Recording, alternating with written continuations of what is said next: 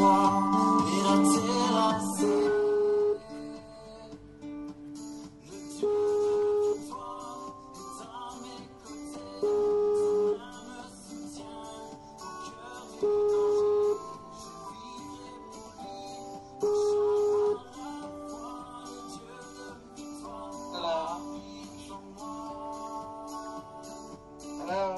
Yeah.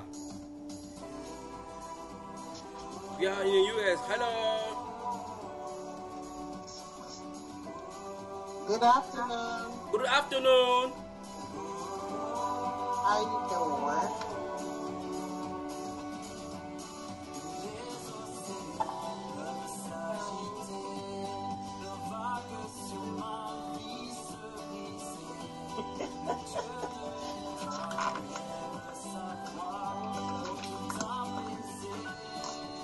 États-Unis dans la cité, bonjour. Je descends. Tu descends où, la sœur Béatrice? Ouais, dis le brother. Ah, fils. Ça fait longtemps. Ouais, États-Unis dans la cité, c'est Donald Trump qui a de faire des choses comme ça que ça fait longtemps. Le Dieu de Victor est à mes côtés.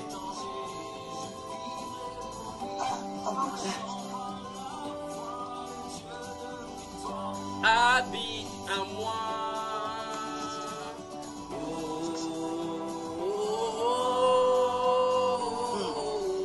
La danse, c'est grave, hein? C'est très grave, c'est très grave. On sent vraiment la sœur Vanessa de l'autre côté de Maryland. On sent vraiment une ancienne danseuse. Bonsoir. Il est exactement 14h45 ici à Douala au Cameroun. 8h45 du côté de chez vous. Je crois que nous avons quelques petits problèmes de connexion de ce côté-ci. Alors le temps que la question de connexion se règle, on continue avec quelques ponctuations musicales toujours. Donc je vais reprendre dans quelques instants.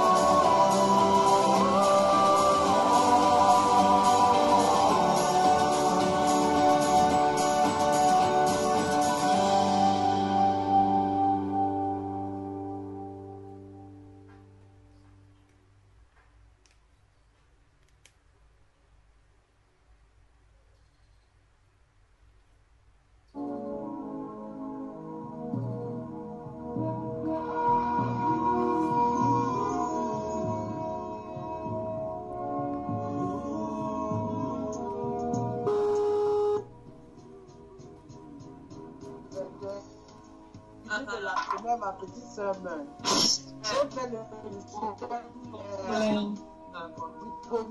du premier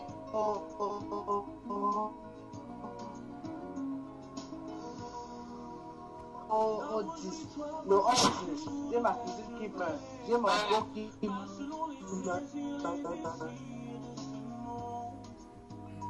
Puis réjouis-toi pendant les jours de ta jeunesse, tu t'as convoité. Mais dis-toi qu'un jour tu comparaîtras devant ton Créateur. Mais dis-toi qu'un jour tu rendras compte de tout ce que tu as fait sur cette terre. Bannis de ton cœur le chagrin. Éloigne-toi du mal.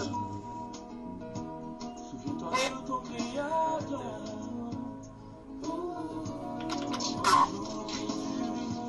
Salam. Et son sévéra. Salam.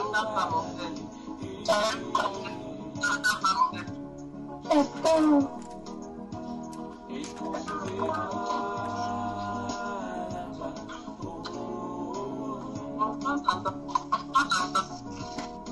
C'est moi qui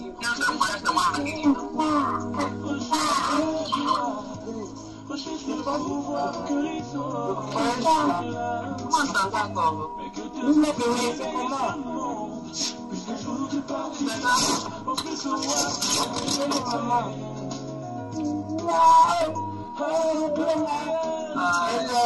jour merveilleux, un jour glorieux, un jour merveilleux, où le Seigneur est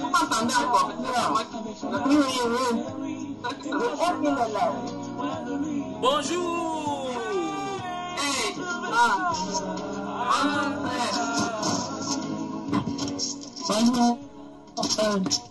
Ici dans ma musique ici là. Ouais. Est-ce qu'on sait? Donc je vous partage la musique, vous n'entendez pas? Vous entendez, n'est-ce pas? Non.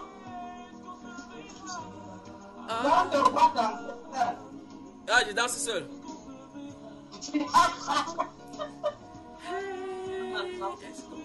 La sœur Vanessa, bonsoir. Bonjour frère. Comment tu vas? J'ai oublié que c'est le jour chez vous là. Le jour chez nous, les 8h. 8h50. Que Dieu vous bénisse, que Dieu vous bénisse. Seigneur, ça va. Ah, je suis content d'être de vôtres aujourd'hui. Après plusieurs punitions de la part de notre compagnie d'électricité, on nous a punis pendant une semaine. C'est terrible, n'est-ce pas? La sœur Béatrice, bonjour.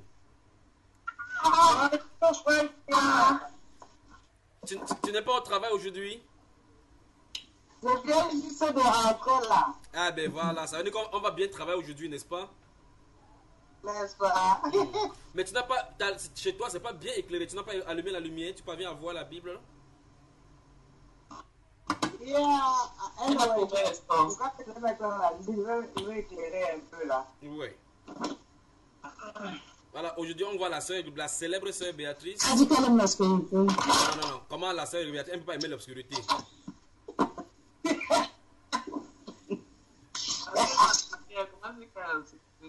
Oui. Que Dieu vous bénisse, que Dieu bénisse. La sœur Elena, bonjour. Bonjour, frère. Comment tu vas? Très bien, ça va. Que le Seigneur te bénisse aussi, d'accord? Amen, amen. Alors, je suis content de venir pour la 4e édition de Étant unis dans la sainteté aujourd'hui. Nous allons partager certainement ce que le Seigneur aura voulu. Dans la dernière et 3e partie, nous avons vu la folie de nos bêtises, si ma mémoire est bonne, n'est-ce pas? La folie de nos bêtises. Je crois que la sœur Vanessa, qui est une faqueuse et une faxeuse, peut nous donner le briefing de ce qu'on avait vu la dernière fois. C'est son travail. Voilà, c'est son travail. Donc, elle fait le résumé. Fais-nous le briefing de ce que nous avons vu. Entre-temps, la sœur Vanessa, la sœur Elena, il y a un peu de bruit chez toi. Coupe le micro en attendant.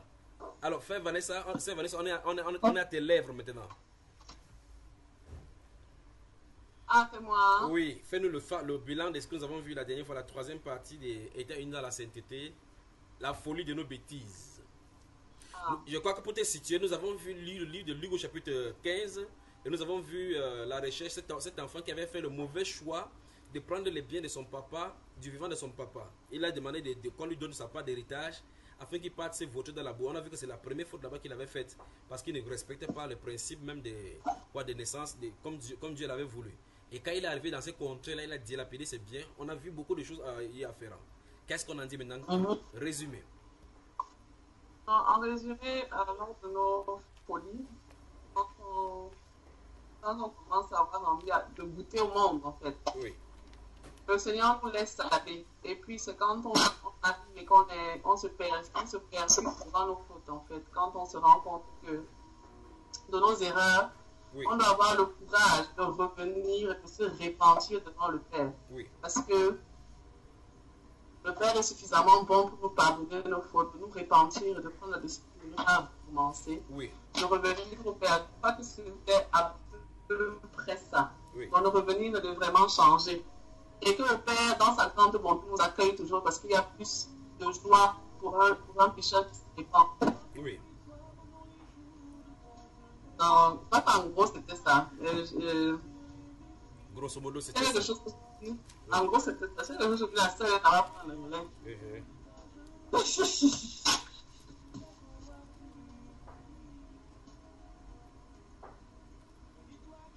Nous avons vu dans un verset là-bas que rentrer en lui-même, quand il vivait avec les gens là-bas, on ne peut pas savoir qui il était, n'est-ce pas?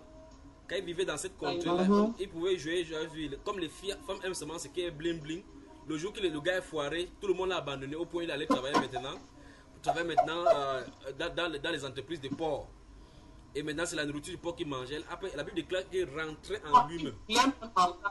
On ne lui donnait même pas la nourriture du porc. Il a dit que mince, c'est fort jusqu'à ce niveau-là. Où sont les filles, les belles filles avec qui partaient en Californie, en Floride, à l'île de Miami là, et autres là-bas? Où sont-elles? Elles avaient abandonné. C'est pour dire que les jeunes hommes doivent avoir vraiment du bon sens quand ils ont du matériel, n'est-ce pas? Ouais. Et nous avons vu également que c'est l'une des choses qui a amené à ceci, c'est que lorsque l'enfant n'a pas été conduit selon la voie du Seigneur. Parce que cet enfant avait suivi l'instruction selon la voie du Seigneur. Si les parents l'avaient fait grandir selon la voie du Seigneur, alors il devrait marcher. Quand il devait être grand, il ne devait pas s'en détourner. Et autre chose qu'on a vu là-bas, c'était que la folie, et on a vu plusieurs fois dans la Bible la folie qui était attachée. Nous avons vu dans le livre des Proverbes là, que même si on pile l'insensé dans le mortier, n'importe comment, la folie ne peut pas se séparer de lui. Et là, tu avais souri comme tu as souri maintenant là, n'est-ce pas? Et là, on a vu effectivement que très souvent, Dieu nous laisse à notre propre folie pour que nous voyons notre bêtise pour pouvoir revenir à lui. Et c'est la façon de résoudre ces choses-là. Le papa, au rythme où l'enfant était parti, nous avons vu cela. Au rythme où l'enfant était parti, si le papa lui disait que tu as de faire un mauvais choix, il ne devait pas comprendre. Il fallait qu'on le laisse aller se brûler les mains pour pouvoir revenir. Et on a conclu que la façon que cet enfant s'est revenu cette fois-ci maintenant, il devait comprendre la gestion. Comment il devait faire. Il avait appris la leçon et il ne pouvait plus rentrer là-dedans. C'est ce que nous avons vu, n'est-ce pas? Alors que Dieu vous bénisse. Que Dieu vous bénisse. Avez-vous des questions? Si vous n'avez pas de questions, on voit un autre sujet aujourd'hui. Dans la Bible, très intéressant. Moi, j'ai une question par rapport à ce frère. Est-ce que l'attitude de son frère par rapport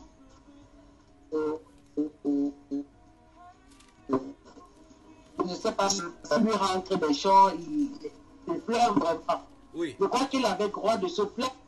Il avait... La réponse de papa par rapport. Oui, oui. Je crois que nous avons vu à la troisième partie justement que son frère avait raison de se plaindre. Mais il avait la gestion. Il avait la gestion sur lui. C'est un peu comme la sœur Vanessa par exemple. Elle prépare la nourriture à la maison. Elle oublie que la nourriture lui appartient. Elle oublie que la nourriture lui appartient. Au lieu de prendre la nourriture, elle mange, elle laisse la nourriture. La personne qui était à la maison, qui était en disgrâce, vient, il a trop faim, on dit qu'on lui sert la nourriture. Elle se fâche, elle dit pourquoi vous lui servez la nourriture? Il ne travaille même pas dans cette maison-ci, mais pourtant il est venu, première chose, on lui a servi, on lui dit mais la nourriture t'appartient. Vous voyez? Donc en réalité, le bien lui appartient, et c'est ce que son père lui a dit. Nous qui sommes chrétiens, et je crois que j'ai souligné ça de ces jours-là, chaque fois nous avons souvent des relations avec le Seigneur, même si tu vis dans la sanctification, souvent on prie, ça ne marche pas.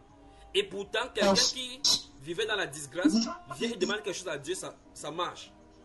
N'est-ce pas?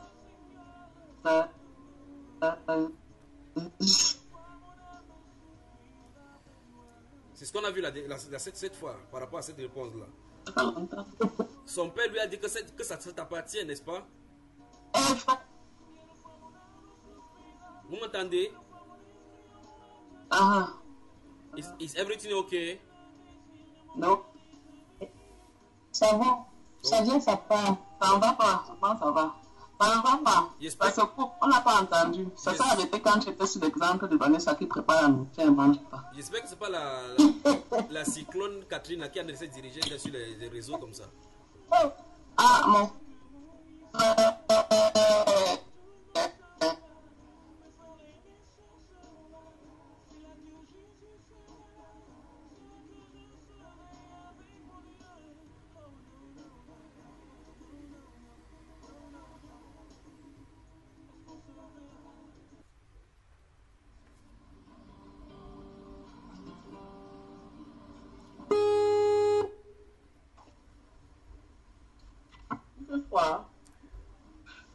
Il est revenu. Ouais, je suis là, je suis là. C'est la sonnelle, mon frère. Je crois que c'est la politique africaine qui ne concorde pas avec les États-Unis. C'est pour ça qu'il y a cette amalgame entre la connexion des États-Unis et de l'Afrique.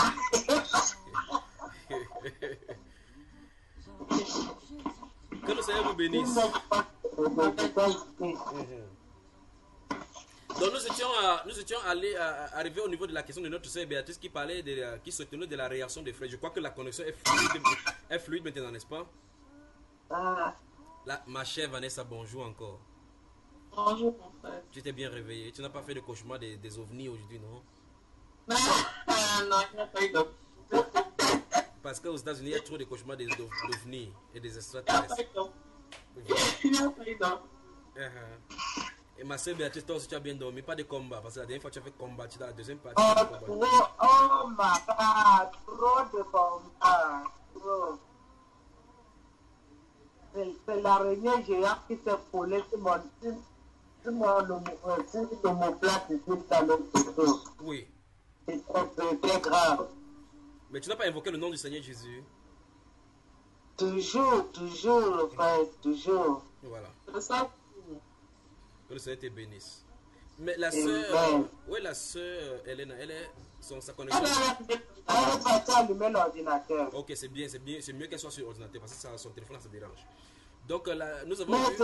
Oui, ma sœur. C'est pas un rêve, ça c'est pas un rêve, Frère Junior. Oui. C'est juste un témoignage. Oui, raconte. Donc, j'ai quitté mon jeûne. J'avais pris un jeûne de 10 jours, quoi. Oui. Donc, j'ai pris 3 jours à sec et puis le reste jusqu'à fruits, quoi. Fruits, un peu de fruits. Donc, anyway, quand j'ai fini le jeûne, après, j'ai eu une série de décès. Une de mes cousines et puis un petit beau. Oui. Mais il y a 3 jours, ma petite vient dans ma chambre. Elle a 14 ans. Elle vient dans ma chambre. Elle brosse ses dents. Après, elle me dit good night. Je dis good night. Elle va dans sa chambre. Quelques 20 minutes après, elle revient encore. Elle me dit maman, je suis venue te dire au revoir parce que je sais que tu ne vas pas. You will not make it till morning. Je vais dire au revoir. Elle dit que tu vas pas arriver jusqu'au matin. Je lui dis pourquoi? Elle dit que parce que tu vas mourir. Je lui dis, ça sort de ça. C'est pour ça qu'elle est venue me dire au revoir. Je lui dis que ça sort de ça. Elle dit que non, on veut plus discuter de ça. Il faut qu'elle fasse partie dans sa chambre. Je lui dis que je t'ai appelé dans ma chambre. Attends, ça c'est physiquement ou bien c'est dans le rêve? Physiquement. Oui. Je lui ai dit, écoute, tu es venu dans ma chambre, m'annoncer une telle nouvelle. Et tu ne veux plus discuter par rapport à ça et tu peux partir dans ta chambre. Je dis que, anyway, ceux qui veulent ma mort, la personne qui veut ma mort va partir. Parce que je vais vivre et je vais arriver demain matin. Il n'y a rien qui peut m'empêcher de ne pas voir ce matin-ci. J'ai prié, elle est restée quand même dans ma chambre, j'ai prié, elle est partie dans sa chambre. Mais tu l'as pas chassé avec la ceinture? Oui, je dis, est-ce que c'est question de ceinture là maintenant? Pas question de ceinture. Voilà. Donc ce n'est pas charnel, n'est-ce pas? C'est une guerre spirituelle. Et puis, dans la nuit, bon, je vois maintenant, c'est dans le rêve, je suis dans une chambre, je vais me coucher, le lit sur lequel je devais me coucher, il y avait des draps, je tire le bras maintenant, ce sont les cancres là qui sortent de ce drap jusqu'à les cancres là montaient sur moi comme je dis waouh, ça quoi ça. I mean, c'était juste funny. Bon, je sais pas. Mais tu n'as pas pulvérisé les insecticides? Dans le rêve? Oui. Non. Non, je pas. Et tu as donc fait comment alors pour résoudre le problème des cancres là? Dans le rêve, je sais qu'est-ce que j'ai fait. Je sais même plus qu'est-ce que j'ai dit. Je sais pas. Je me rappelle plus. C'est l'autre rêve quand j'ai eu l'araignée géante sur mon dos, quoi. Qui était tombée là. Que j'ai vraiment prié par rapport à ça. Qu'est-ce qu'on te veut même, ma soeur Béatrice? On te veut quoi ici dehors? I don't know. Mon frère, je caille ça de chaque que j'ai fait.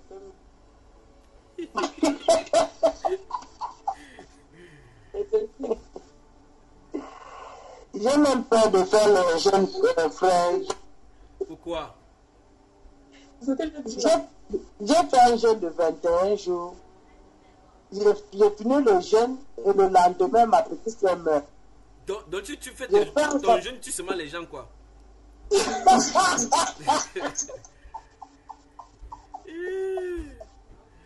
Donc maintenant tu as peur de faire les gens parce que tu ne veux pas tuer quelqu'un. Mais pendant le jeûne, on vient te dire que c'est toi qui dois mourir. Donc tu ferais mieux de prier pour que si quelqu'un doit mourir, quelqu'un meurt. Comment c'est à l'envers maintenant? Mais moi, je n'ai pas compris.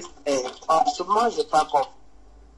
Bon, je crois qu'après l'enseignement, après le travail, je vais te voir en privé, je vais te parler, je vais te donner une direction, d'accord, par rapport à cela, d'accord? Ok. Parce qu'on va prier d'une certaine façon maintenant. Ok, La soeur Elena, quoi a dit? Qu'est-ce que tu as dit, la soeur Elena?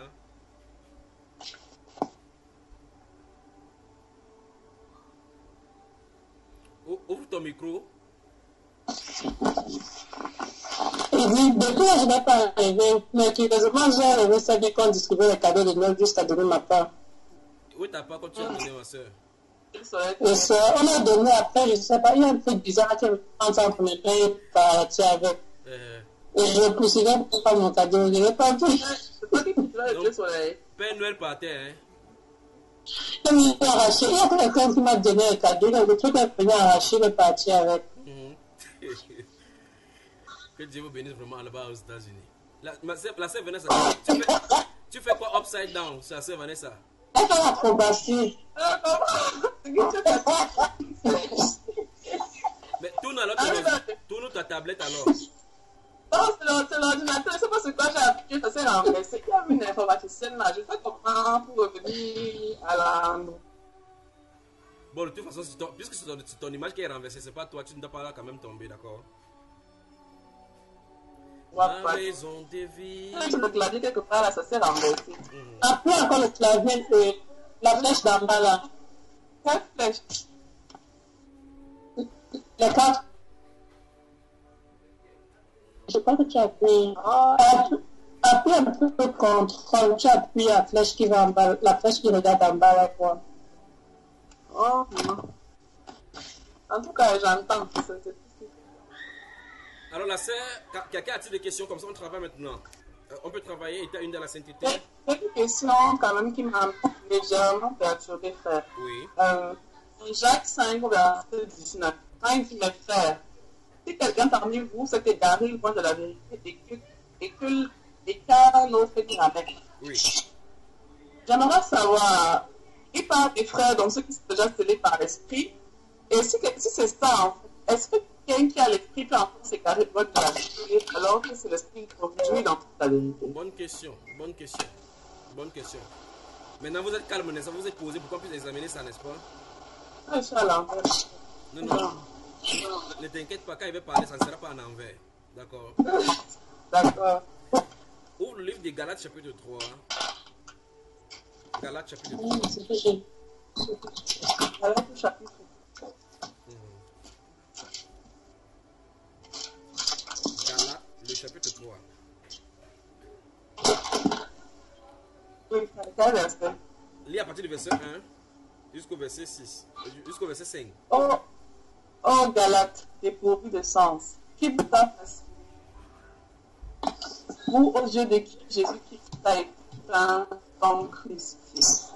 Voici seulement ce que je veux apprendre. Est-ce par les œuvres de la loi que vous avez reçues, ou par la prédication de la foi? Êtes-vous tellement dépourvu de sens? Après avoir commencé par l'esprit, voulez-vous maintenant finir par la chair? Avez-vous tant souffert encore, si toutefois c'est heureux? Celui qui vous accorde l'esprit et qui vous fait des miracles parmi vous, le fait-il donc pour les œuvres de la loi, par la foi? Voilà. La sœur Béatrice, il faut fermer ton micro parce que quand tu bouges un peu là, ça dérange, ça dérange. Dès que tu vas vouloir parler, tu ouvres le micro. Ah, ok. Ferme le micro. Ok. Voilà. Alors, le verset 5 dit, celui qui vous accorde l'esprit et qui opère des miracles parmi vous, le fait-il donc par les œuvres de la loi ou par la prédication de la foi? Donc, le verset, le verset 4 dit, avez-vous tant souffert en vain si toutefois c'est en vain? Parce que les Galates, sur ton micro, c'est Béatrice, ton micro n'est pas fermé. Regardez très attentivement. Ici, les gens de Galates, elle a plutôt fermé la connexion, vous appelez quoi, la vidéo, elle a laissé le micro ouvert. Donc ton micro, tu as plutôt fermé la vidéo, tu as ouvert le micro. Voilà, je crois que son micro n'est toujours pas fermé. Oui, il parle de la sœur Béatrice. Tu as plutôt éteint ta vidéo, tu as laissé le micro. Ok. Clique encore sur la vidéo, mais maintenant, le bouton qui est à côté, tu cliques dessus. Ok. Voilà, quelqu'un vient me perturber maintenant, alors qu'on est en train de travailler ici. Là. Alors, la Bible nous enseigne ici que les gens de Galates avaient reçu l'Esprit de Dieu par la prédication de l'apôtre Pierre, de l'apôtre Paul. Et puis plus tard, on est venu les troubler. Et il est temps de il se pose la question, oh Galates, qui vous a ensorcelé, qui vous a fasciné? Vous voyez, n'est-ce pas? Il dit, après avoir commencé par l'Esprit, vous voulez maintenant vous accompagner, oh mon Dieu, terminer maintenant par la chair. Allons au chapitre 5. Voilà, la sœur Vanessa, tu es allé dans un sens, il fallait encore cliquer. Tu as cliqué sur quelque chose, tu t'es renversé un peu. Chapitre 5. Chapitre 5. Quel verset ça, je n'ai pas entendu? Chapitre 5 de Galates, chapitre 5, verset 7. La sœur Béatrice, tu n'as pas coupé ton micro. Ton micro n'est pas coupé. Quand tu bouges... Qu'est-ce qui ne va pas ici, non? Clique sur le micro. Tu connais le micro, non? Oui. Clique sur ça une fois. Voilà, là c'est bon. C'est bon. Là, le micro est fermé. Comme ça, si tu bouges n'importe comment, ça ne doit pas te déranger. Voilà. Galates chapitre 5. Lorsque tu vas vouloir parler, tu cliques là-dessus. Galates chapitre 5, verset 7 à 12. Vous courriez bien. Il vous a arrêté pour vous empêcher d'obéir à la vérité. Cette influence ne vient pas de celui qui vous appelle. Un peu de levain fait lever toutes les pattes. J'ai cette confiance en vous dans le Seigneur que vous ne penserez pas autrement. Mais celui qui vous trouble, quel qu'il soit, en portera la peine. Pour moi, frère, si je prêche encore la circoncision, pourquoi suis-je encore persécuté? Le scandale de la croix est aboli. Puisse-t-il être retranché, ceux qui mettent le trouble parmi vous? Voilà. Lis le verset 13. Frère, vous avez été appelés à la liberté. Seulement, ne faites pas de cette liberté un prétexte de vivre selon la chair, mais rendez-vous par l'amour, serviteurs les uns des autres. Donc on voit effectivement que les mauvais enseignements peuvent drainer quelqu'un même qui a l'esprit dans une direction. Ce sera le thème de la Bible également dans le livre de 1 Jean chapitre 2 à partir du verset 20 jusqu'au verset 27, où l'apôtre Jean cette fois-là dit clairement qu'il écrit ces choses-là au sujet de ceux qui vous troublent, vous égarent. Tu vois un peu cela, n'est-ce pas? Il dit pour vous, l'onction que vous avez reçue de lui demeure en vous. Et vous n'avez pas besoin qu'on vous enseigne, mais comme son onction vous enseigne toutes choses et que son enseignement est vrai, demeurera en lui.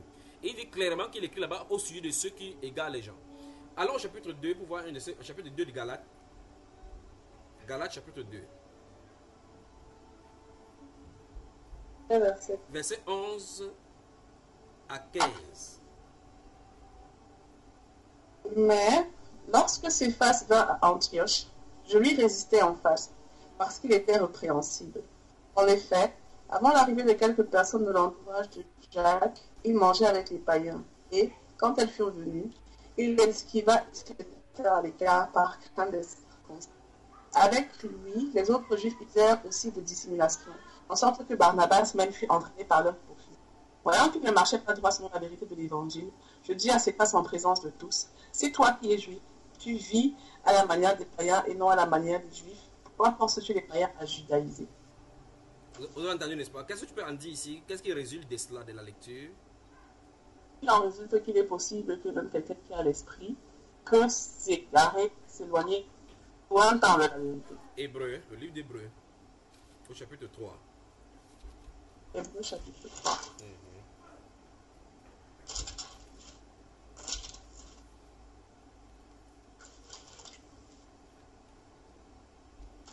Quel verset? Alors chapitre 2 plutôt, chapitre 2. Verset 1 à 2. C'est pourquoi nous devons d'autant plus nous attacher aux choses que nous avons entendues, de peur que nous ne soyons emportés loin d'elles. Car si la parole annoncée par des anges avait son effet, et si toute transgression et toute désobéissance a reçu une juste rétribution, comment échapperons-nous en négligeant un si grand salut? Voilà.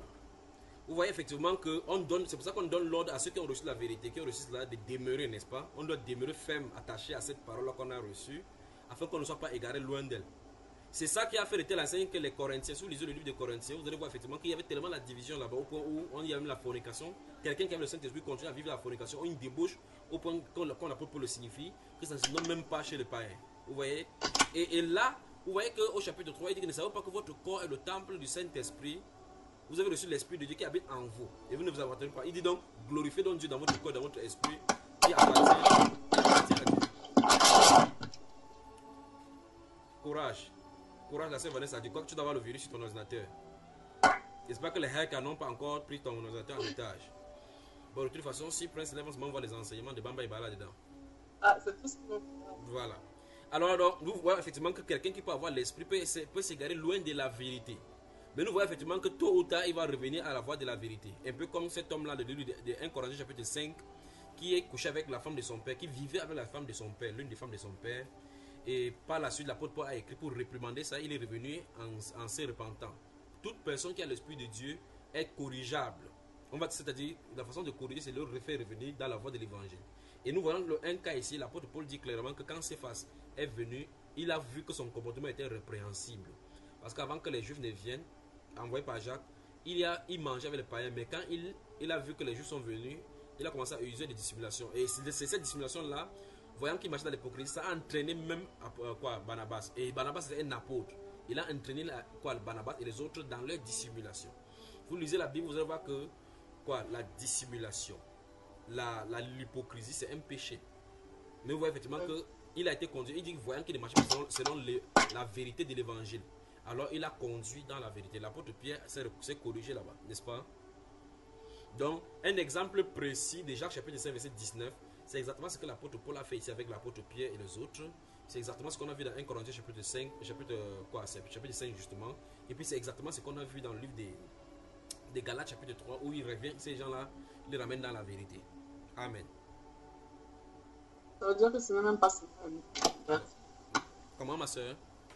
Ça veut dire que ce ne sont même pas seulement les nouveaux convertis. Non, ce n'est pas seulement le nouveau converti. C'est pour ça que chacun doit le faire.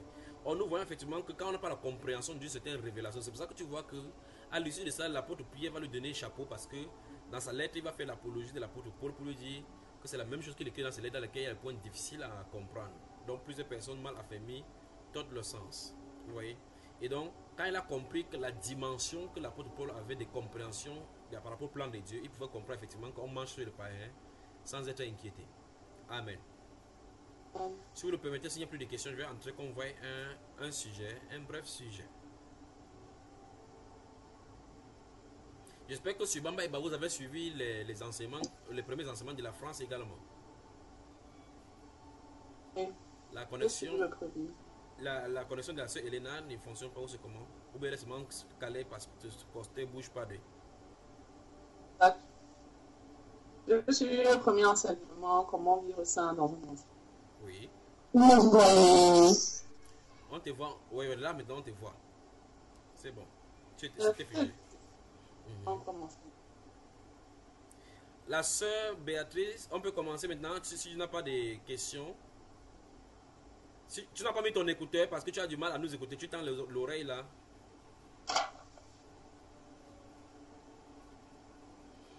S'il n'y a pas de questions, je prends un thème et on voit là et on développe.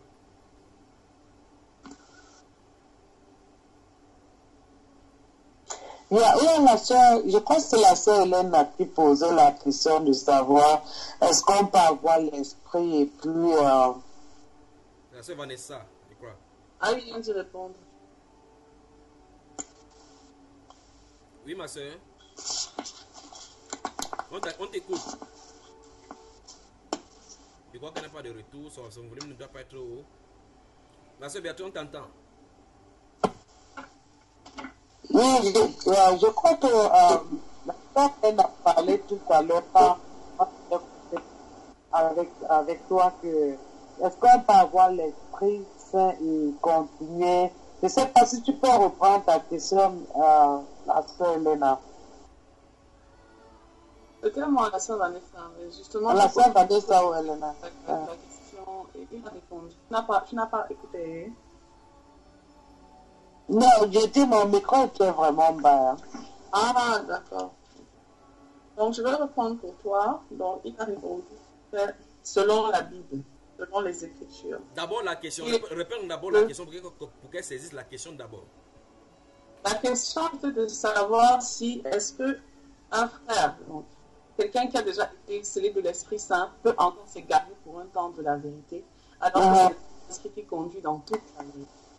Donc c'était ça ma question. Et on a vu selon les Écritures qu'en effet c'est possible. Étant rendu au livre de Galates, au verset Galates, Jean et Corinthiens. On a vu que c'est possible. Même les apôtres qui étaient déjà sont des apôtres, donc on supposait être spirituellement très élevés, se sont également détournés par hypocrisie et ce qu'ils ont fait quand ils étaient au milieu des païens. Donc il est possible, mais c'est vraiment pour un temps. Et ils reviendront toujours à la vérité.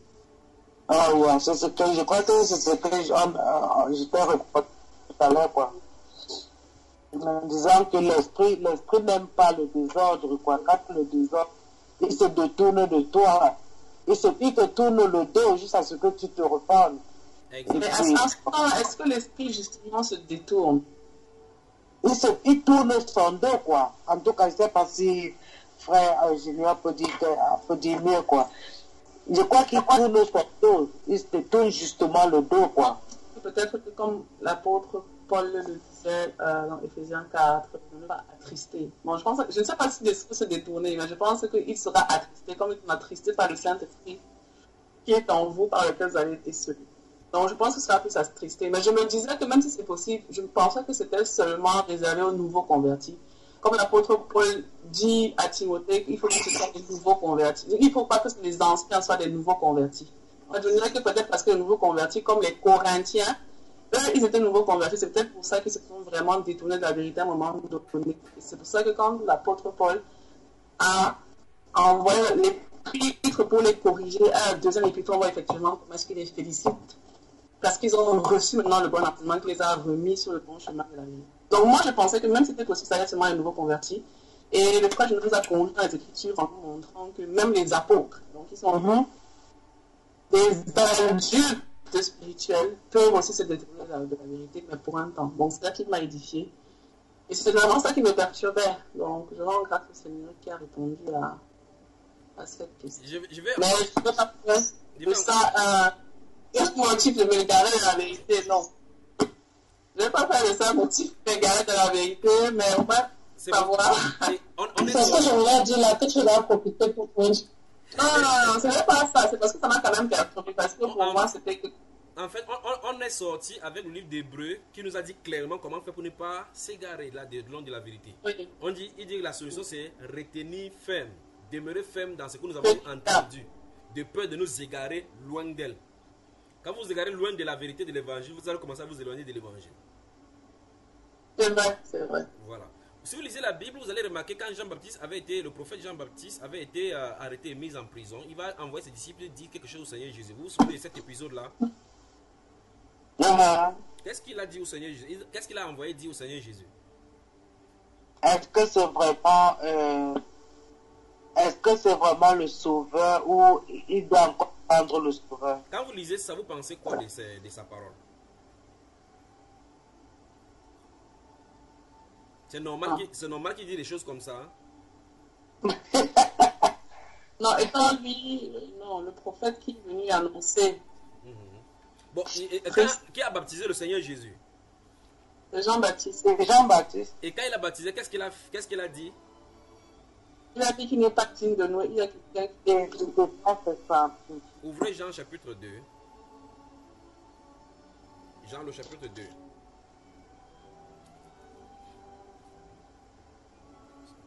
Vous y êtes?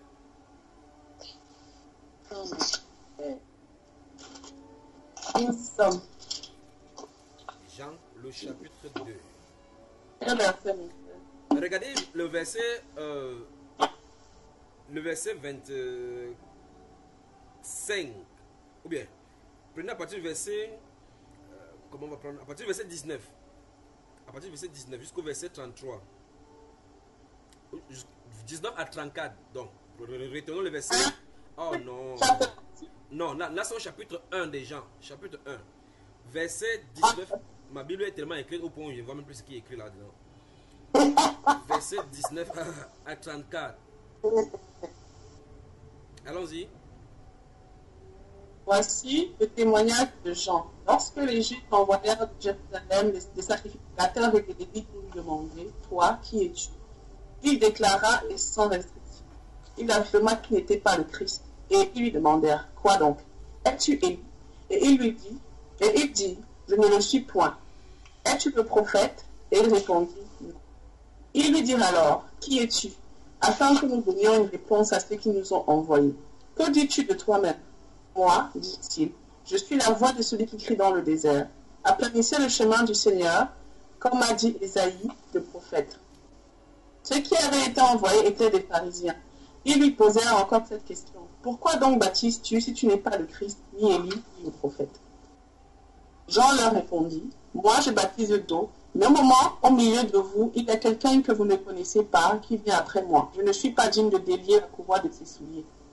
Ces choses se passèrent à Béthanie, au-delà du Jourdain, où Jean baptisait. Le lendemain, il vit Jésus, venant à lui, il dit, voici l'agneau de Dieu qui ôte le péché du monde. C'est lui dont j'ai dit, après moi vient un homme qui m'a précédé, car il était avant moi. Je ne le connaissais pas, mais c'est afin qu'il soit manifesté à Israël que je suis venu baptiser d'eau. Jean rendit ce témoignage. J'ai vu l'Esprit descendre du ciel comme une colombe et s'arrêter sur lui. Je ne le connaissais pas, mais celui qui m'a envoyé baptiser d'eau m'a dit, celui sur qui tu verras l'Esprit descendre et s'arrêter, c'est lui baptise du Saint-Esprit. Et j'ai vu et j'ai rendu témoignage qu'il est le Fils. Amen. Donc, d'après ces passages-ci, on nous enseigne que Jean-Baptiste... D'après ces passages-ci, on nous enseigne que Jean-Baptiste avait identifié et savait clairement qui est Jésus, n'est-ce pas? Et il dit qu'il a vu, il a témoigné. Et il a même dit que voici l'agneau de Dieu qui enlève le péché du monde. Alors dans Luc chapitre 7 maintenant. Luc chapitre 7. Luc chapitre 7. Verset 18. Verset 18 à 23. Jésus fut informé de toutes ces choses par ses disciples. Non. Il en appela deux. Non, Jean. Ah, Jean, j'ai entendu Luc. Tu as dit Non. Luc? Non. Luc, par exemple. Non, j'ai dit Luc. Mais toi, tu as dit Jésus fut informé. C'est Jean qui fut informé. Regarde bien ma soeur. Ah oui, c'est vrai, excusez-moi. Mhm. Jean fut informé de choses par ses disciples. Il en appela deux et les envoya pour dire, es-tu celui qui doit venir? Devant nous entendre un mot. Arrivé auprès de Jésus, il lui dit, Jean-Baptiste nous a envoyés vers toi pour dire, es-tu celui qui doit venir? Devant nous en attendre un autre. Alors même, Jésus guérit plusieurs personnes des maladies, d'infirmités, d'esprits malins, et il rendit la vue à plusieurs hommes. Et il leur répondit, dit, allez rapporter à Jean ce que vous avez vu. C'est comme vous avez fait. Les aveugles voient, les boiteux marchent, les lépreux sont purifiés. Les sourds entendent, les morts ressuscitent, la bonne nouvelle est annoncée aux pauvres. Heureux celui pour qui je ne serai pas une occasion de chute. Ok. Alors, maintenant, Jésus conclut par heureux celui pour qui je ne serai pas une occasion de chute. Donc, clairement, il était question ici que Jésus a été une occasion de chute pour qui? Jean-Baptiste. Qu'est-ce que vous pouvez donc dire de quelqu'un qui, de son calibre, dont le Seigneur Jésus va dire que parmi les femmes, les enfants qui sont, les hommes qui sont nés des femmes, il n'en est point paru comme lui. Qu'est-ce qui lui arrive au juste? Pourquoi il peut avoir vu l'Esprit descendre sur lui et l'indication que Dieu lui Il a n'a pas de doute. Voilà. Il a eu quoi? Le doute. Le doute. Il doutait encore. Il doutait encore à l'issue de sa mort. Alors je pose donc la question de son calibre. Est-ce qu'avec ça, à l'issue de ça, parce qu'à l'issue de ça, va le couper la tête, est-ce qu'il va aller en enfer alors pour autant? Non. Non. Voilà. Que le Seigneur vous bénisse. Donc de toute façon, c'est pour ça que la Bible déclare que celui qui est debout prenne garde de tomber. Voilà. Que Dieu vous bénisse. Peut-on voir maintenant un sujet?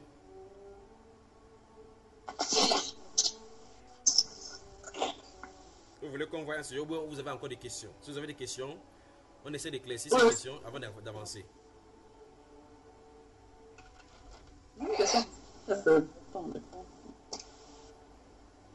Do you have any question? If not, you can go to the Holy Bible now and search for scriptures. Mais je crois que c'est un peu commun pour nous d'avoir de voir ce doute-là. Est-ce que c'est normal? Bon, toi-même qui as souvent le doute là, dis-nous si c'est normal alors. Est-ce que c'est normal? C'est pas normal, mais est-ce qu'on peut s'en passer? Voilà pourquoi le Saint-Esprit doit être à l'œuvre. Voilà pourquoi le Saint-Esprit doit être à l'œuvre dans nos vies. Parce que les événements que nous avons, les informations que nous recevons de nos cinq sens visent à paralyser notre être, notre cœur et notre vie spirituelle.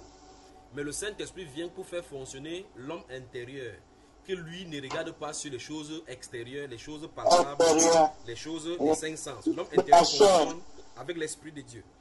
Vous voyez, n'est-ce pas? Yeah. Voilà, donc c'est pour cela donc il faut qu'on soit rempli du Saint-Esprit. Il faut qu'on marche d'après l'Esprit pour ne pas accomplir les œuvres de la chair. Quand il y a le doute et toutes ces choses-là, ça entre par les cinq sens. C'est ça les œuvres de la chair. D'accord, ma soeur? D'accord, c'est clair. Donc la solution pour ne pas marcher dans le doute, c'est de marcher selon l'Esprit. Parce que le Saint-Esprit venant sur nous ne doutera jamais. Mais si nous sommes laissons abandonnés à notre propre force, Satan va venir nous interroger. Quand on va prier, il n'y aura pas de réponse, il va venir nous donner des suggestions. Que tu penses que Dieu là existe vraiment même avant de laisser ta personne souffrir comme ça, avant de te laisser souffrir comme ça. Vous voyez, quand ça touche notre intellect comme ça, subitement le raisonnement entre.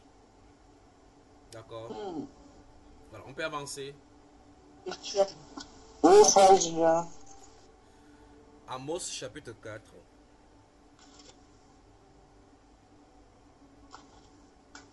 Amos. Chapitre 4. Le verset 12, la partie C.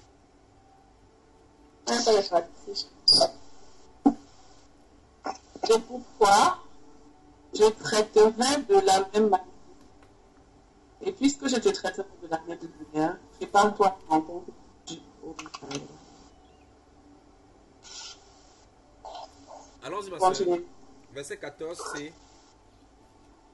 Car voici celui qui a formé les montagnes et créé le vent, et qui fait connaître à l'homme ses pensées, celui qui change l'aurore pour des lettres, qui marche sur les hauteurs de la terre, son nom est l'Éternel, Dieu des armées.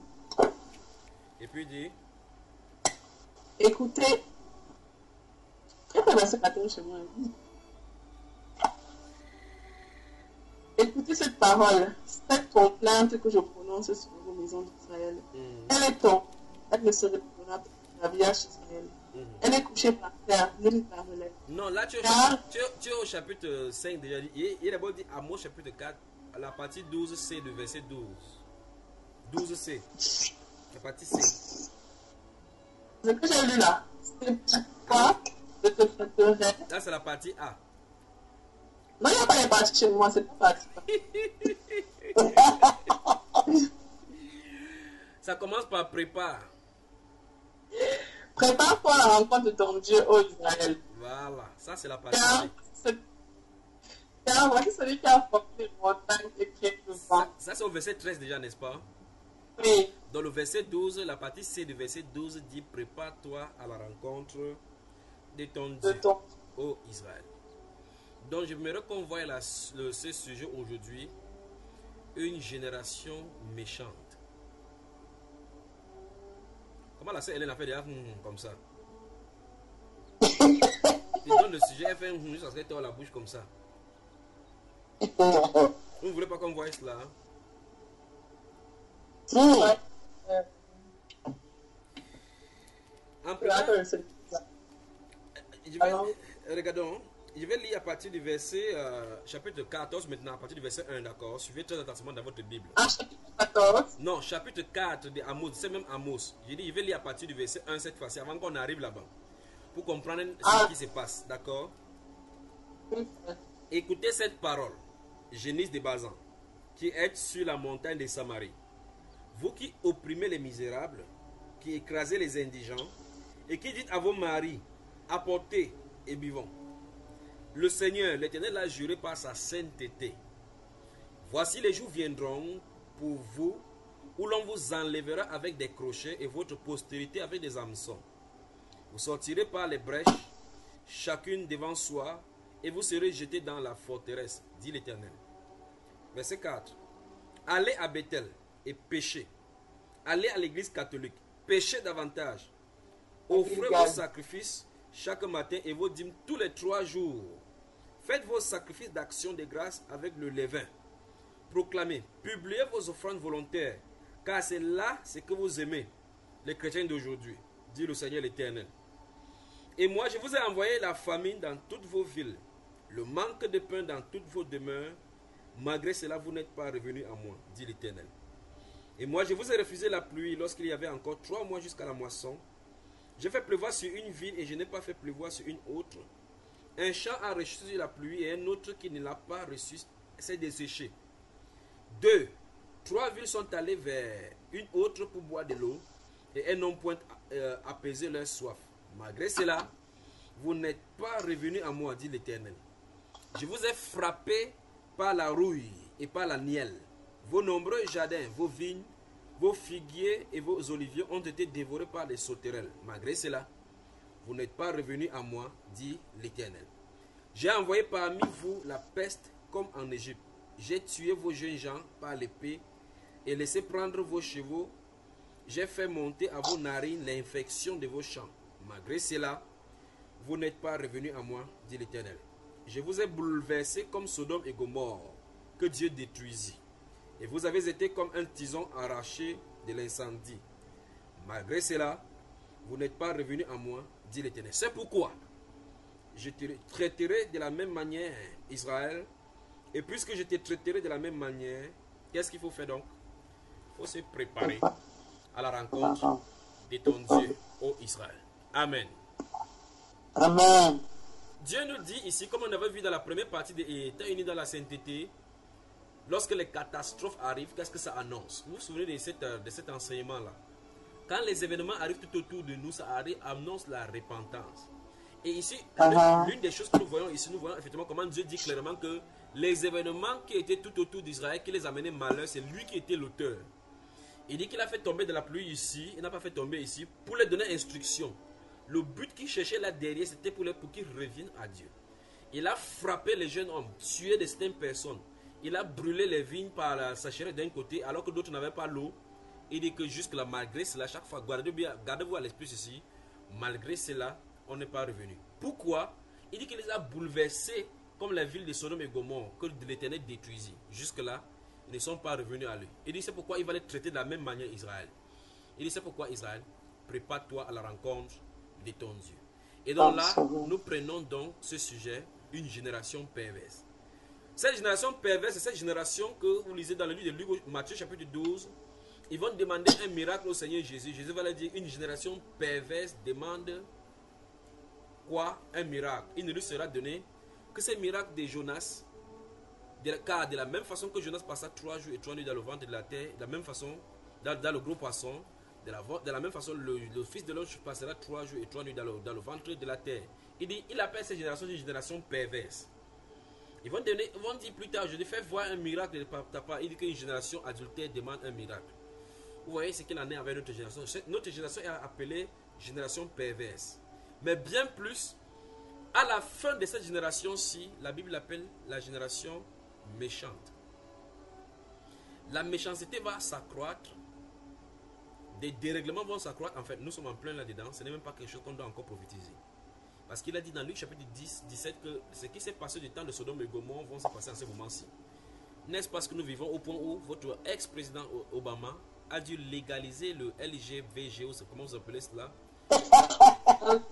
Le drapeau, vous remarquez très attentivement que le drapeau de l'alliance qui symbole l'alliance avec Dieu montre clairement, ce drapeau-là est devenu maintenant le symbole maintenant des homosexuels. N'est-ce pas, n'est-ce pas terrible? Dieu a mis ce symbole-là, le rainbow. Dieu a mis le rainbow dans le ciel pour montrer que, et justement c'est à cause de ces homosexuels-là. Regardez très bien comment on prend pour challenger Dieu. Quand Dieu a détruit la terre, à l'issue de la méchanceté qui s'est passée sur la terre, l'homosexualité, les tueries, ainsi de suite, il a mis le rainbow dans le ciel. Il a dit que lorsque il va faire monter les glaces, la vapeur vers lui pour faire tomber sur la terre, lorsqu'il va voir apparaître ce rainbow-là sur les nues, il va se souvenir qu'il avait dit qu'il ne doit plus détruire la terre, et à cause de ce rainbow, il ne doit plus détruire la terre. C'est ça que les homosexuels sont pris maintenant comme leur symbole. Allons dans le livre de Genèse. Genèse chapitre... Challenge. C'est terrible. Ils sont les challengers Dieu. Alors nous allons voir donc la génération méchante. Génération méchante. Genèse pas bien. Genèse chapitre 7.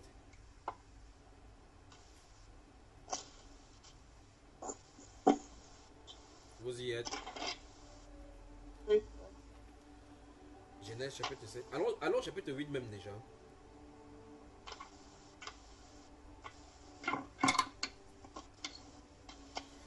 Chapitre 8, vous y êtes. Oui. Verset 21 d'abord. Lis d'abord le verset 21 d'abord. Puis on va aller au chapitre 9. L'Éternel sentit une odeur agréable.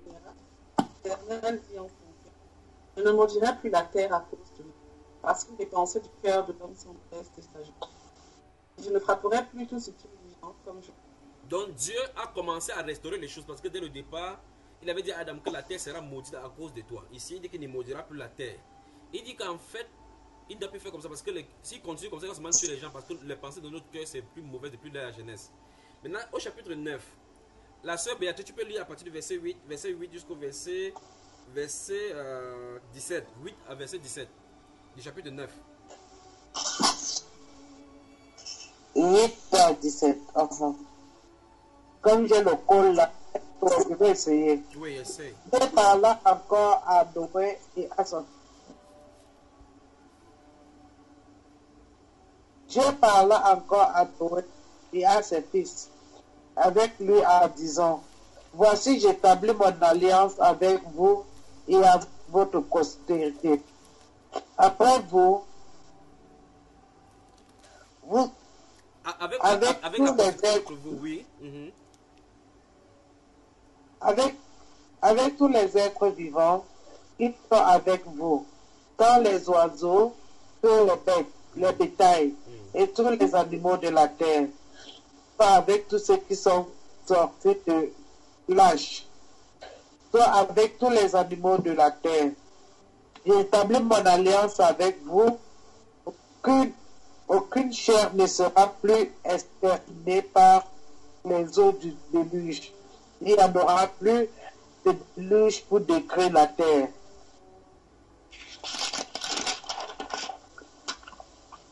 Et Dieu dit, c'est ici le site de l'alliance que j'établis entre moi et vous et tous les êtres vivants qui sont avec vous pour les générations à toujours. J'ai placé mon arc dans la nuit et il servira de signe d'alliance entre moi et la terre. Quand j'aurai rassemblé des nuages au-dessus de la terre, l'arc paraîtra dans la et je me souviendrai de mon alliance entre moi et vous, et tous les êtres vivants de toute chair, et les eaux ne deviendront plus qu'une douche pour détruire chair. L'arc sera dans la nuit, et je regarderai pour me souvenir de l'alliance perpétuelle entre Dieu et tous les êtres vivants de toute chair qui est sur la terre. Et Dieu dit à Noé, tel est le site de l'alliance que j'établis entre moi et toute chair qui est sur la terre. En clair donc, c'est bon, merci ma soeur. En clair, Barack Obama, aux États-Unis chez vous, en légiférant ça, l'homosexualité, est en train de challenger Dieu en disant que Dieu est homosexuel. Et Dieu, l'alliance de Dieu avec les homosexuels subsiste. Pourtant, Dieu lui dit que c'est à cause de la méchanceté de notre cœur, comme on a lu au chapitre 8, verset 21, qu'il ne doit plus détruire la terre, mourir la terre, parce que les pensées du cœur de l'homme sont toujours méchantes. Et pour cela, il va donner donc cette chose, il va essayer de temporiser en mettant donc cette alliance. Parce que s'il n'y avait pas cette alliance-là, le déluge viendrait sur la terre chaque fois. Parce que chaque fois que la méchanceté des hommes devait venir sur la terre, il devait encore faire balayer avec de l'eau. C'est à cause de cela, chaque fois quand vous allez voir la tempête, et vous voyez l'arc-en-ciel positionné là-bas, ça suppose que le péché est en train de crier sur la terre. Vous devez savoir cela. Ce n'est pas la terminologie scientifique, non. C'est le prisme. Comme on envoie la lumière dans le prisme et puis le soleil réfléchit dans les eaux, c'est ça qui reflète dans l'eau. Dieu dit que c'est lui qui place l'arc dans le ciel. Chaque fois, mes chers amis, vous qui m'écoutez maintenant, que vous allez voir la pluie tomber et que vous voyez l'arc-en-ciel prévu ou bien projeté dans la nuit, Dieu dit que c'est lui qui le place. Ça montre que sur la terre, quelque chose est en train de crier aux vengeances. C'est Dieu qui le dit. Wow. Donc, oubliez ce que la science dit que non, c'est la réflexion de la pluie, que ce sont les rayons solaires qui traversent ou traversent des gouttes de la pluie qui projettent les 7 couleurs. Dieu a appelé ça le signe de son alliance. Et il dit que c'est lui qui les place. Donc un homme sage sur la terre doit comprendre chaque fois quand il y a l'alliance, l'arc-en-ciel dans les nues, il doit savoir qu'il y a nécessité de repentance sur la terre comme Noé, au temps de Noé. Alors, je reviens dans notre génération méchante, cette génération pervertie, pour dire que le summum de cela, c'est de challenger l'alliance de Dieu en allant sur l'alliance des homosexuels. Au point où on a pris le drapeau qui symbolise les couleurs de l'alliance de Dieu à cause de notre ignominie, de notre façon de vivre qui était vraiment et drastiquement mauvais et perverti devant Dieu, abominable devant Dieu. On est arrivé à prendre la couleur de ces alliances-là pour symboliser toute la couleur de ce que Dieu rejette. N'est-ce pas terrible comme abomination? C'est terrible. Vraiment. Et c'est la première couleur qu'on apprend aux enfants à l'école, l'arc-en-ciel à dessiner. Voilà. Donc on enseigne l'homosexualité et la rébellion entre les mains dans la tête de nos enfants. Oui. Génération méchante. Allons dans le livre de Luc chapitre 17. Luc chapitre 17. Luc chapitre 17. La sœur Hélène va nous lire le verset 20, à partir du verset 22 jusqu'au verset 37. Et je vais commenter.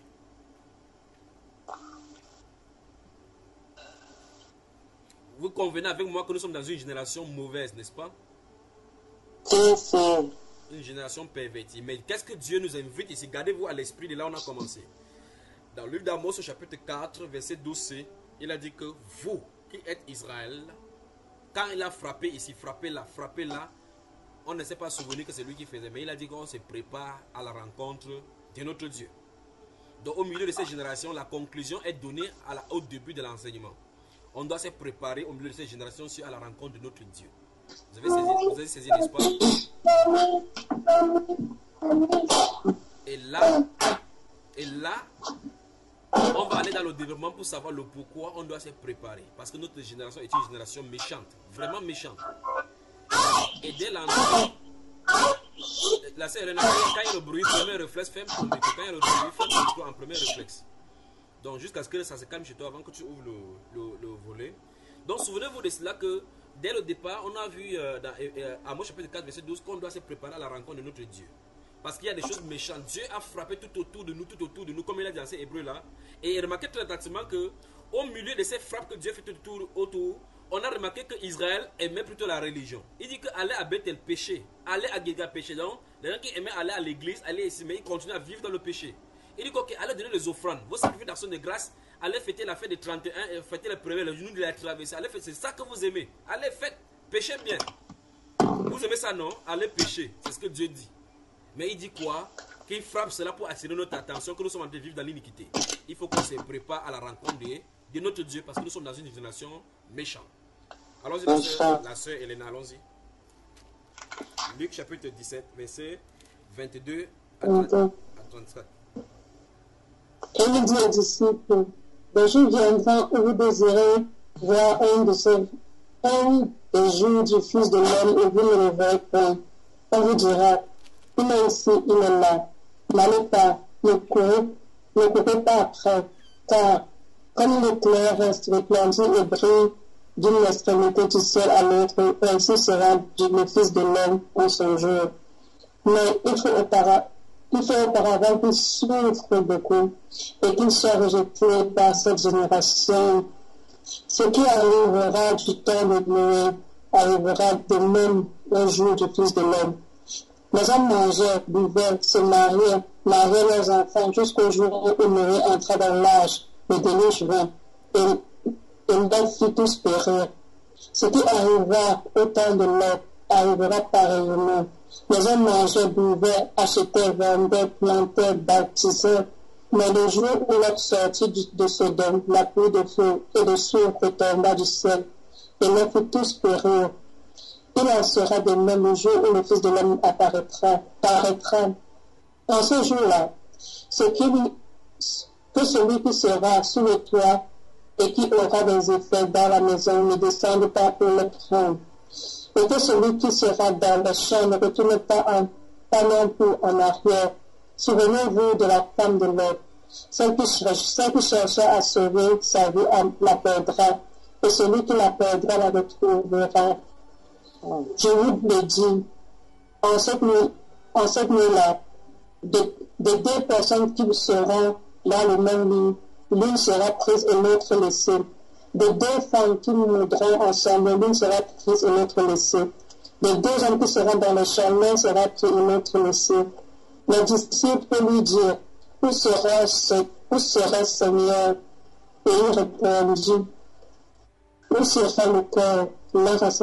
Là s'assembleront les retours. Amen. Que Dieu vous bénisse, mes frères et sœurs. Dans la lecture, à l'entrée, déjà, Jésus dit que avant que le jour du Fils de l'homme ne vienne, il faut d'abord qu'il soit rejeté par cette génération. Et c'est justement ce que nous méritons. Voilà l'une des raisons pour lesquelles nous sommes allés dans la perversion, parce qu'on a rejeté le Messie. Comment nous rejetons? On n'a pas besoin de dire que Seigneur, je te rejette, je ne t'accepte pas comme mon Seigneur, mon Sauveur. Non. Tes actions prouvent qui tu es. Tes actions prouvent avec qui tu marches. Quand il était sur la terre, il avait dit à ceux qui avaient cru en lui que si vous gardez ma parole, vous êtes véritablement mes disciples. Donc le fait qu'on ne vive pas sa parole, il dit pourquoi m'appelez-vous Seigneur, Seigneur? C'est le livre de Luc chapitre 6, verset 49 et suivant. Pourquoi m'appelez-vous Seigneur, Seigneur et ne faites-vous pas ce que j'ai dit? Vous voyez, donc si on appelle Seigneur, Seigneur, on doit faire ce qu'il demande de faire.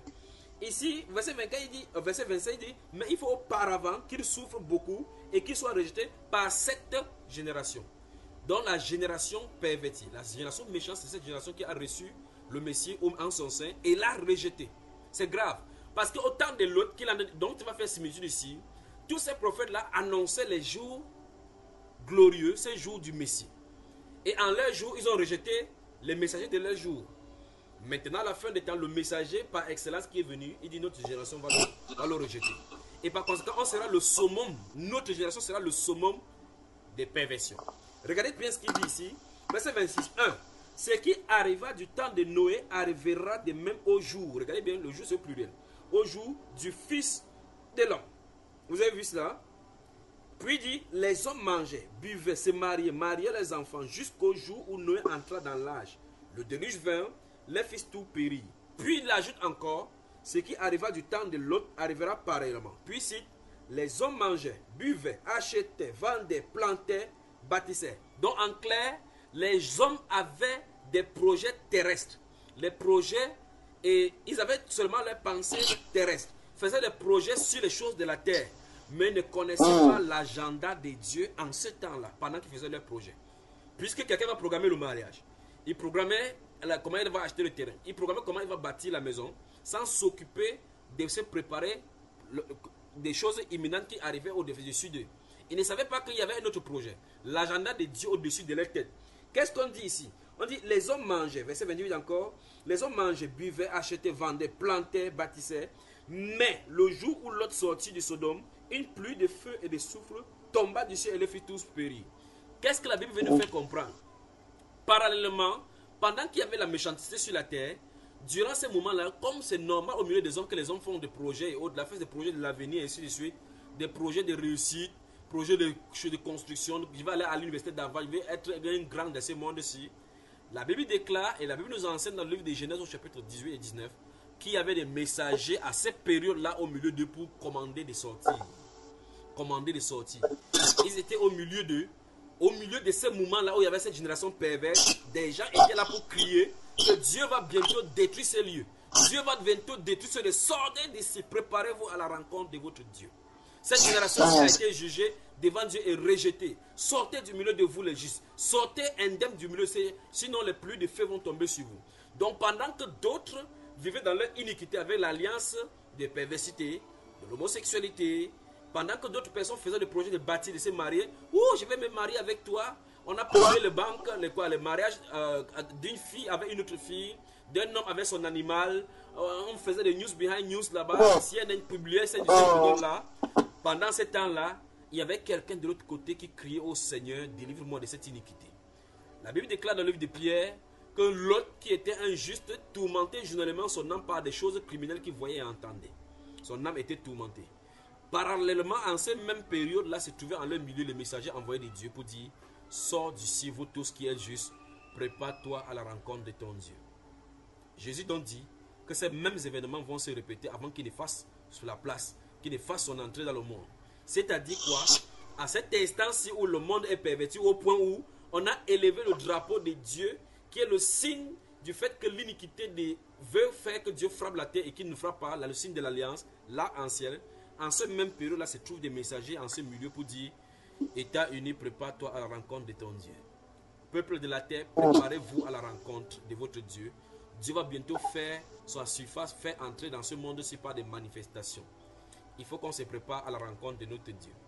Le Seigneur Jésus a dit que ce jour-là, les gens se marient et ne se doutaient de rien jusqu'à ce que le jour où l'autre sortit de Sodome. Remarquez très attentivement que ce n'est pas que le jour-là, ils ont entré, le jour-là, ils sont sortis. Ils ont fait des investigations dans la ville. Ils ont parlé à l'autre de pourquoi ils sont là. Ils lui ont demandé qui est-ce que tu as ici de précieux. Dites-leur de sortir. Dites-leur que c'est méchant ici ce qu'on fait. Dites-leur de quitter ce lieu parce que ce lieu a été jugé coupable devant le Seigneur. Mais ils ont crié à l'homosexualité. Non, vous êtes trop radical. L'autre est trop radical. Il est même venu au milieu de nous. Il a même eu le permis de résidence. Il ose parler contre l'homosexualité alors que notre loi ne permet même pas de parler contre l'homosexualité. L'alliance que Obama a fait signer aux États-Unis, Trump a intérêt à corriger cela. Sinon, après lui, vous êtes mal fichu. Il a intérêt. Et pour corriger ceci, ça va susciter beaucoup d'immunité parlementaire. Au Parlement, il y aura beaucoup de voix qui vont se lever contre lui, mais il doit devoir corriger. S'il ne corrige pas ça, Dieu va vous corriger. Et Dieu a sa façon de corriger. Il a intérêt à corriger la loi sur l'avortement. Ce n'est pas lui. Tous ces acolytes qui ont suivi, s'ils ne le corrigent pas, ils vont voir. Remarquez très attentivement tous ces pays qui ont cité cela. C'est pour montrer que Dieu ne peut pas avoir frappé Sodome et Gomorrhe. Il ne frappe pas toutes les générations qui vont faire la même façon comme Sodome et Gomorrhe. Pourquoi faut-il qu'on suive plutôt la voie du mal? Pourtant Dieu dit, préparez-vous à la rencontre de votre Dieu. État uni, préparez-vous à la rencontre de votre Dieu. Vous tous qui m'écoutez, peuple de la terre, préparez-vous à la rencontre de votre Dieu. Dieu frappe pas le cataclysme, il frappe pas les hurricanes, Il frappe pas les inondations. Malgré cela, on ne fait que se livrer à l'homosexualité. Il balaye les plages par les tsunamis. Il ose dire avec les catastrophes aériennes. Il frappe par là-bas par ces choses. On dit non, c'est la nature qui est fâchée. La nature n'est pas fâchée. La nature s'inquiète des péchés que vous versez sur lui et Dieu envoie les tornades pour vous corriger. Il gronde dans la tornade pour vous dire, repentez-vous, enfants d'Adam, repentez-vous. Et là, nous sommes dans des générations perverties. Qu'est-ce qu'il faut faire, mes chers soeurs, mes chers frères? Dieu demande à notre génération de nous préparer à la rencontre de notre Dieu. Nous devons nous préparer. Donc tout ce qui se passe autour de nous comme cataclysme, particulièrement, souvenez-vous de ce que le Saint-Esprit a dit aujourd'hui, que cette alliance sainte, cette alliance qu'on a pris, l'iniquité, pour pouvoir essuyer sur le drapeau de Dieu. Ce drapeau qu'il a dit qu'il va placer dans la nuit pour symboliser que lorsque l'homosexualité va encore grandir sur la terre, c'est à cause de cette chose qu'ils mettent dans la nuit là. Cet arc qui met dans la nuit qui va montrer que sur la terre, le péché se trouve. Et voulant détruire la terre, il va se souvenir qu'il a fait alliance avec tous les êtres vivants sur la terre. Il ne doit pas détruire la terre par les eaux du déluge. Mais il n'est pas exclu, parce qu'il n'a dit nulle part que ces alliances-là sont destinées à ne pas détruire la terre avec du feu. Il n'a pas exclu qu'il peut détruire ça avec des catastrophes. Il a dit que ce n'est pas le déluge. Donc il n'y aura plus de déluge comme au temps de Noé.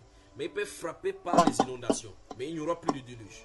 Voilà pourquoi nous devons nous repentir d'avoir pris le drapeau, l'alliance de Dieu, pour faire l'alliance des homosexuels. Donc si quelqu'un m'écoute maintenant, il est homosexuel, et qu'il utilise ce drapeau pour faire quoi que ce soit de l'iniquité, qu'il sache que Dieu l'appelle à se préparer à sa rencontre. Préparons-nous à la rencontre de notre Seigneur. État unis dans la sainteté. Bonjour. Il plante ça même devant la maison aussi. Il plante devant leur maison. Mm-hmm. Pour montrer que leur maison est surtout en Californie. Ah, vous avez entendu la voix chaque fois créée dans les enseignements, surtout la Californie. La Californie. Vous avez ça suivi plusieurs fois, j'ai dit ça, n'est-ce pas? Ceux qui sont en Californie surtout. Las Vegas. Attendez.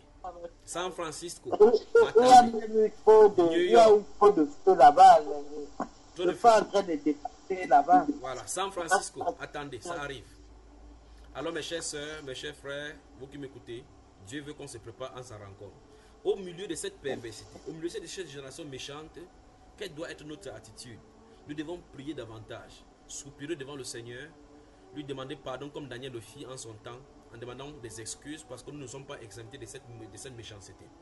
Souvenez-vous que chaque fois que vous avez voté un gouvernement, quand Obama est entré au pouvoir, c'était jadis l'espoir de tout le continent. Tous les gens affreux disaient, oh non, enfin un président noir. Le premier est président noir, mais le plus mauvais au devant du Seigneur. Il a fait plus de mal que tous les 43 présidents réunis. C'est terrible. Exactement comme Akab. Comme il a monté au pouvoir. La Bible déclare qu'il n'y a pas eu quelqu'un qui se soit vendu aussi comme ça, comme le fit Akab. Mais quel espoir on mettait sur lui. Tellement on mettait l'espoir sur lui au point où il s'est abandonné et amené les idoles même à la Maison Blanche. La perversité partout. C'est terrible. Mais Dieu amène la restauration sur les États-Unis. Puisse-t-il amener la restauration et que son peuple se présente sur lui. Je prie donc que aux États-Unis, dans tous les coins de ce monde-ci, qu'on entend que là où s'assemblera le corps, là aussi ce sera les vautours. Parce qu'il n'y a pas où se cacher sur cette terre. La perversité est en train d'aller graduellement. Les ténèbres sont en train d'envahir la terre. Mais au niveau de cette génération perverse, Dieu s'attend à ce qu'on vive de façon irréprochable et irrépréhensible. État uni dans la sainteté, bonjour. Que Dieu vous bénisse, ne vous fâchez pas. Préparons-nous à la rencontre de notre Seigneur. Vous êtes d'accord avec moi, n'est-ce pas? Pose la question, ma soeur. Comme... Il y a un frère Junior, quand ici là nous sommes entourés de ces gens, au quotidien nous avions fait autour de nous. Quelle est l'attitude que nous devons avoir vis-à-vis de ces... Parce que j'ai des collègues qui sont au que ce soit des femmes, que ce soit des hommes. Ma soeur, si je te parle de cette voix, si tu es prête à obéir, est-ce que les homosexuels, eux, ils se cachent autour de toi? Non. Non. Et toi, en tant que chrétien, est-ce que tu te vantes en tant que chrétien à côté d'eux? Moi, je l'ai. je parle de Dieu, je lui parle de Dieu et je lui dis ce que la parole, je lui parle, je lui dis ce que la parole parle. Non, voici ce que tu vas faire. En tant que chrétien, je lui parle. Voici ce que tu vas faire désormais. Tu vas chercher un tricot. Tu sais effectivement qu'ils ont maintenant les tricots, ils écrivent l'homosexualité, oui à l'homosexualité, ainsi de suite, n'est-ce pas? Yeah. Voilà. Tu vas chercher un tricot, tu vas écrire effectivement Lévitique chapitre 19 où il est écrit qu'un homme ne s'accouplera pas avec les animaux. Quiconque fait ces choses en abomination à l'éternel, tu portes ça devant et derrière et tu marches avec. D'accord, ma soeur?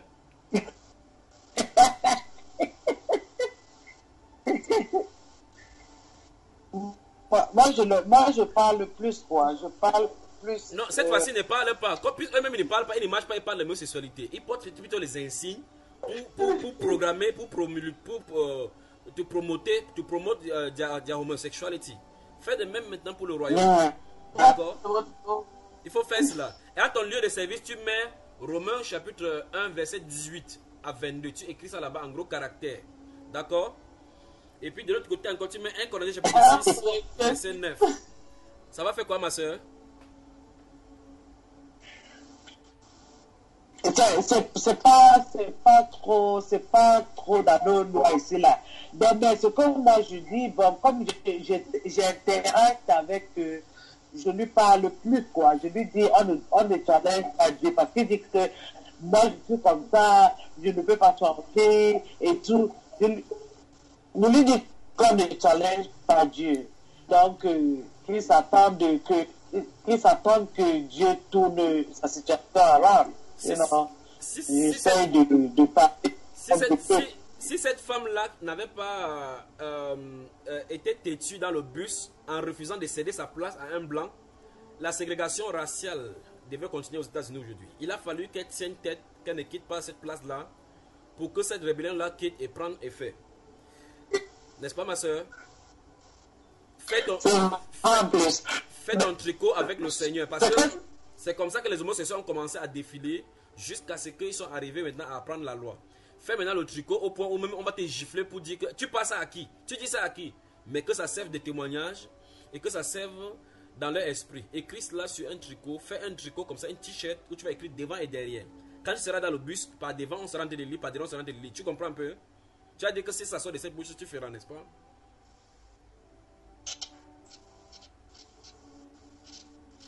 Et puis, il faut faire plusieurs t-shirts. Dans un t-shirt blanc, tu écris homosexualité. Homosexuel. Unique délivrance.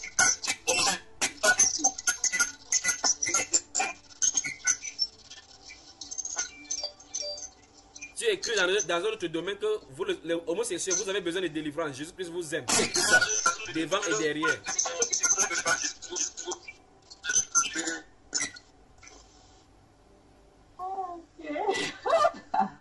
Faites cela et que Dieu vous honore, d'accord? Qu'il vous couvre de sa grâce et que ça fasse son effet.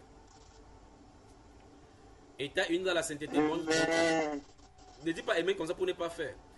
État uni dans la sainteté. Que le Seigneur vous bénisse. Que le Seigneur vous bénisse.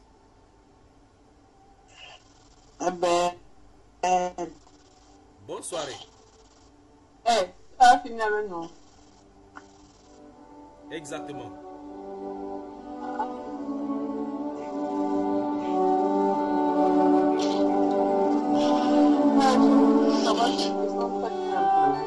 Dis bonsoir, frère qui est derrière. C'est le frère Hervé. C'est le frère Hervé, l'un des conducteurs de Makepe. Ah.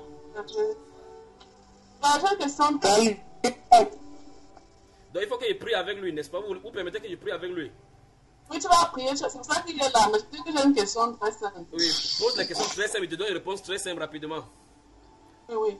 C'est quoi la douceur en fait? Parce que je sais que c'est un truc qui n'est pas. Depuis aujourd'hui, tu as tellement douce aujourd'hui que moi me tais. Merde, pas ça. Ah. Voilà. La sœur Hélène a dit merde, Vanessa, toi qui es douce là, tu ne comprends pas la douceur. Bonne soirée, et t'es une dans la CTT. Je ne parle pas. Ok, je n'ai pas alors, je n'ai pas. Non, Ouais, Julien, tu me parles. Je te prends tout à l'heure dès qu'il finit avec le conducteur en prière avec lui. Dès que la sœur Vanessa, il y a la différence entre la douceur donnée par le caractère humain et la douceur apportée par le Saint-Esprit. Selon le Seigneur. Oui, la douceur selon le Seigneur. On va y revenir donc dimanche, vendredi prochain, à l'autre séance, à la 5e séance de État uni dans la sainteté. N'est-ce pas, Vanessa? Le temps que ta caméra se renverse de autrement, d'accord? Eh ben. Que le Seigneur te On bénisse. arrête de faire la PR. Voilà. Que le Seigneur te bénisse. Amen. Shalom, shalom, shalom. Tata, tu es prêt à